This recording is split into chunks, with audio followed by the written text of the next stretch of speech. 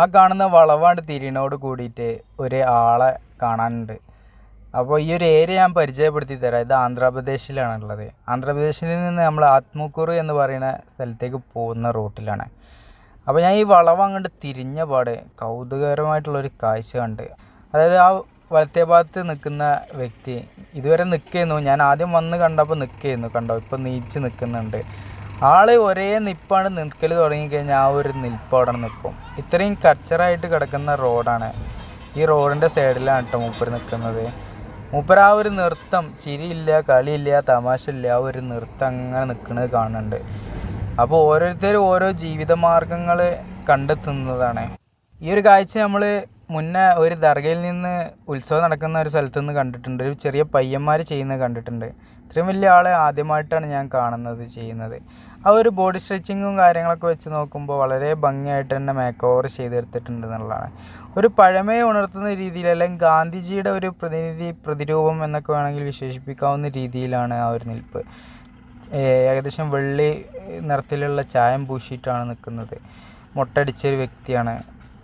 യാത്രക്കാരായിട്ടുള്ള ആളുകൾ കാണുമ്പോൾ എന്തെങ്കിലുമൊക്കെ കൊടുക്കുന്നതൊക്കെ ആയിട്ട് ഞാൻ കാണുന്നുണ്ട്. അത് കിട്ടാൻ വേണ്ടിയിട്ടായിരിക്കാം മൂപ്പര് ഇങ്ങനെ നിൽക്കുന്നത് കേട്ടോ. ഒരേ നിൽപ്പാണ്. പല ആളുകളും വന്നിട്ട് ഇങ്ങനെ നോക്കിയിട്ട് ചിരിപ്പിക്കാനും കളിപ്പിക്കാനൊക്കെ നോക്കുന്നതൊക്കെ ആയിട്ട് ഞാൻ കണ്ടിട്ടുണ്ട്. ഒരു ചെറിയ നോട്ട് ബുക്ക്, അതും ഒരു എന്താ പറയുക, ചായം പൂശി അല്ലെങ്കിൽ ചളിയൊക്കെ ആയിട്ട് ഇങ്ങനെ പുരണ്ടിട്ടുള്ള ഒരു പുസ്തകം. പിന്നീട് ഒരു കയറിങ്ങനെ മേത്ത് കൂടി ഇട്ടിട്ടുണ്ട്.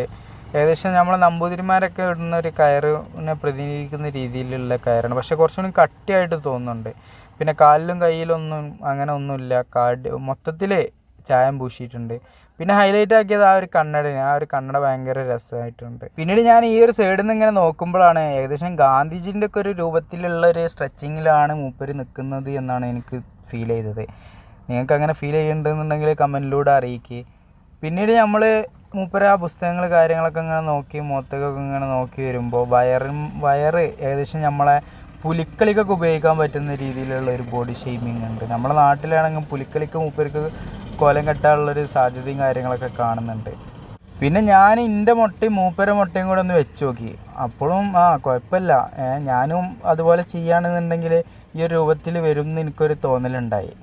അങ്ങനെ ഏതായാലും മൂപ്പര ആ ഒരു കൗതുകരമായിട്ടുള്ള കാഴ്ചകളൊക്കെ ഇങ്ങനെ കണ്ടു നിന്ന് രസകരമായിട്ട് ഇങ്ങനെ കുറേ നേരം കണ്ട് അതൊക്കെ ആസ്വദിച്ച് നിന്ന്. അങ്ങനെ മൂപ്പര നിൽക്കുന്ന സ്ഥലത്ത് കുറച്ച് തണൽ കാര്യങ്ങളൊക്കെ ഉണ്ട്. മറ്റുള്ള സ്ഥലങ്ങളിലൊക്കെ ഇളം ചൂട് കാര്യങ്ങളൊക്കെയാണ്. ഇടയ്ക്ക് നല്ലൊരു ചൂടും കണ്ട് വരുന്നതൊക്കെ ആയിട്ട് ഫീലിങ്സ് ഉണ്ടായിരുന്നു. പിന്നെ മൂപ്പര നിൽക്കുന്ന ഭാഗത്തിൻ്റെ ബാക്ക് ഭാഗം എന്നൊക്കെ പറയുന്നത് മൊത്തത്തിൽ കാട് പിടിച്ച് കണ്ടുള്ള ഭാഗമാണ്. ഞാൻ പോവുകയാണ് എന്ന് പറഞ്ഞിട്ട് പോലും മൂപ്പര് ഒരു ചിരി പോലും തന്നില്ല.